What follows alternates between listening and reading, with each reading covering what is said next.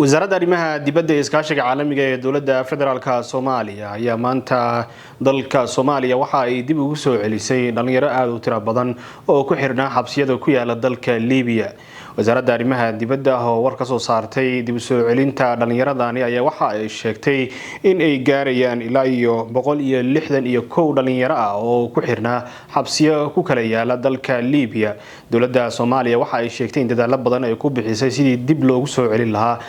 sidoo kalena xabsiyada looga sii deyn lahaa dhalinyaradani waxaana ay sheegtay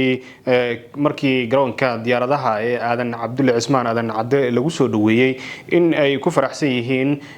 in ay ku guuleysteen wasaaradda arrimaha dibadda ee iskaashiga caalamiga ah in dhalinyaradan dib loogu soo celiyo dalkooda. mas'uuliyiinta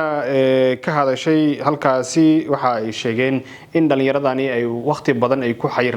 xirnaayeen qaarkood xabsiyada ku yaala dalkaasi dhibaatooyin badanna loogu geystay qaarkood. waxa sidoo kale la arkay caruur aad u yar oo qaarkood ku soo dhashay dalka Liibiya markii ay ku jireen xabsiyada ku yaala dalkaasi.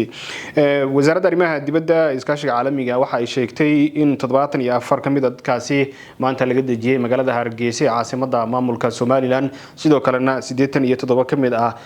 maanta laga soo dejiyay garoonka aadan Cadde ee magaalada Muqdisho. tirada guud dadka ay sheegtay in laga soo daayay dalka Liibiya xabsiyadooda dowladda Soomaaliya waxay ku sheegtay inay gaarayaan ilaa 161 qof. dhalinyaro aad u tiro badan ayaa waxa ay ku xiran yihiin xabsiyada ku yaala dalalka Liibiya iyo sidoo kale dalal badan oo u tahriibayeen iyagoo halkaasi ka sii dhiganayay marin qaarkood waxa ay dalalka u sii socdeen waxa kamid ah dalka South Africa oo iyagoo qaarkood ay ku xiran yihiin. dowladda Soomaaliya waxa ay ku guuleysatay qaarkood dhalinyaradaasi in dib dalka loogu soo celiyo lagana soo daayo xabsiyadii ay ku xirnaayeen. walina waxa ay sheegtay dowladda inay wado dadaalo lagu soo celinayo dhalinyarada qaar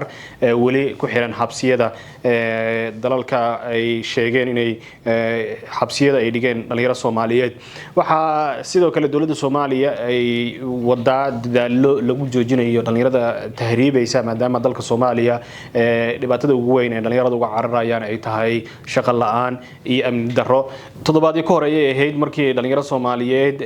doon ay kula qalibantay badda dhexdeeda mar ay u socdeen dalka Mayotta oo ah jasiirad aad u yar halkaasina ay doonayeen in ay ka helaan dib u dejin kadibna ay uga sii gudbaan dalka Faransiiska. sidoo kale dhalinyaro kale ayaa iyaguna wali waxa ay tahriibay u sii marayaan dalalka ku yaala saxaraha ee waqooyiga Afrika halkaas ay u sii marayaan iyagoo doonaya inay ka sii galaan dhanka Yurub. dowladdu waxay wadaa qorshayaal aad u tiro badan barnaamijkan dib u soo celinta dhalinyarada ku xiran xabsiyada kala duwan ee Soomaaliyeed. waxaa la sheegay inay gacan ka geysanayaan midowga Yurub IOM iyo UNHCR kuwaasi oo ay sheegtay dowladda la sheegay in dhaqaalaha ku baxaya ay bixinayaan maadaama dowladdu iyadoo laftigeeda dadaal ay wado sidii dib loo soo celin lahaa dhalinyarada ku xayiran xabsiyada ku yaala dalalka qaarkood.